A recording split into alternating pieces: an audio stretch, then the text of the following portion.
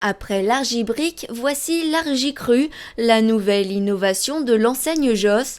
Lancé en avril 2014, ce concept novateur permet de stabiliser la température et ainsi conserver au mieux le vin, un produit 100% naturel qui s'inscrit dans la démarche énergétique de l'entreprise. Le vin, on va le mettre dans un cocon, comme dans un sarcophage.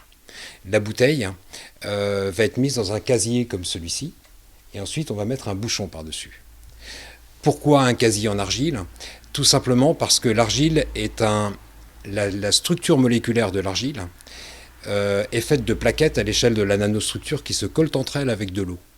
Et cette eau a la capacité à changer de phase en fonction des variations de température.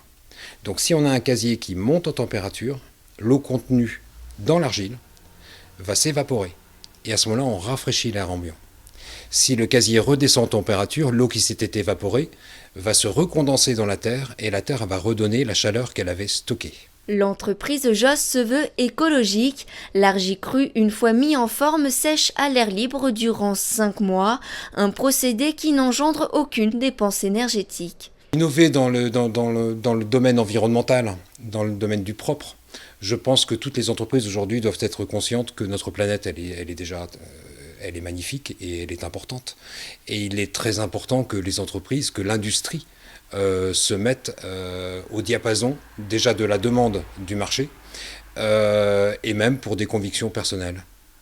Donc en fin de compte, on n'a fait qu'emprunter une matière première dans notre sol et on n'a fait que l'utiliser. Point. Mais on ne l'a pas changé, on ne l'a pas agrémenté, on n'a fait que l'utiliser.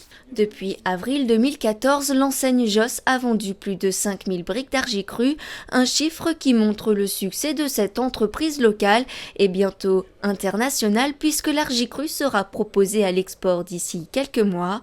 Son PDG songe déjà à d'autres projets, d'ailleurs, le prochain sortira fin 2015.